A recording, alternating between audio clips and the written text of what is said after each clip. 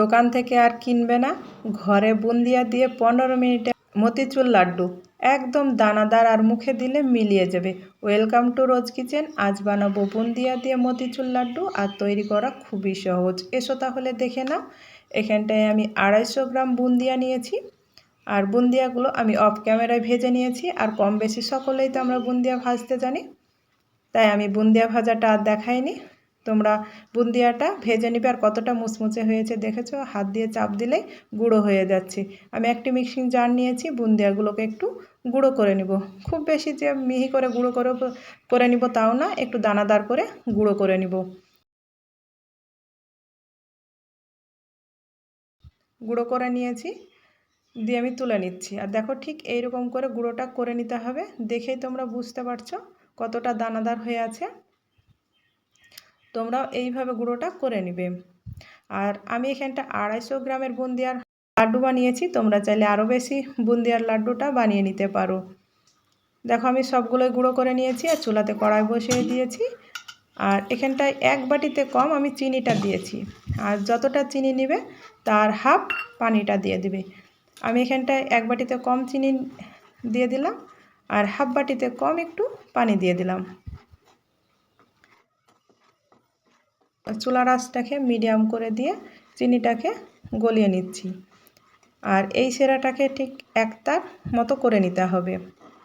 Medium আঁচে এইভাবে নাড়াচাড়া করতে হবে, আর পাকটা করে নিতে হবে। আর আমার পাকটা হয়েছে কি দেখার জন্য দেখো আমি একটু দেখে নিচ্ছি। আমার আর একটু জল দিতে হবে, তাহলে একতার হয়ে যাবে। ফ্লেভারের জন্য এখানটায় তোমরা এলাচ গুঁড়োটা দিয়ে দিবে। আমি এখানটায় অল্প একটু ফুড কালার দিয়ে দিলাম, এটা অপশনাল। তোমরা তোমাদের হাতের কাছে যদি ফুড কালারটা থাকে তাহলে দিবে, আর না হলে দিবে না। ফুড কালারটা দিলে দোকানের মতো লাগবে দেখতে, আর না হলে না দিলেও কিন্তু দেখতে ভালো লাগবে। দেখো ফুড কালারটা দিয়ে আমি গুঁড়ো করা বুন্দিয়াটা দিয়ে দিলাম, দিয়ে এইভাবে কিছুক্ষণ পাক দিয়ে নিব। আর চুলার আঁচটাকে কিন্তু মিডিয়াম রাখতে হবে, মিডিয়াম আঁচে এইভাবে পাকটা দিয়ে নিতে হবে।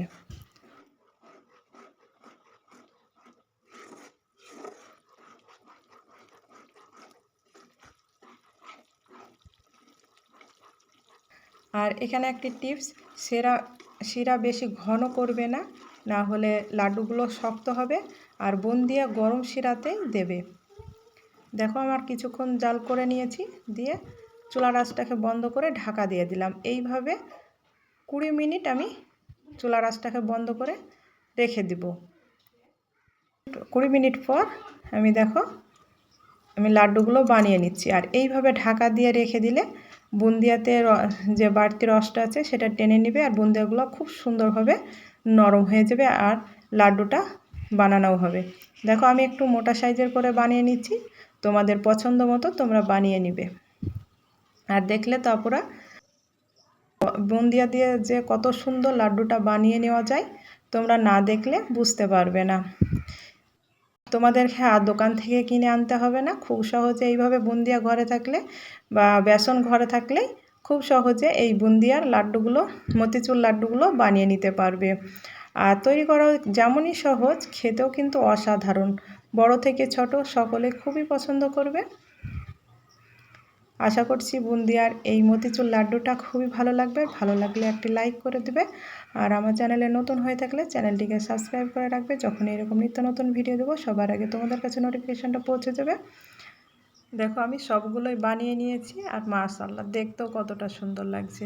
রেসিপিটি কেমন হয়েছে অবশ্যই কমেন্টে জানিও, আর রেসিপিটি ভালো লাগলে বন্ধুদের সঙ্গে শেয়ার করে দিও।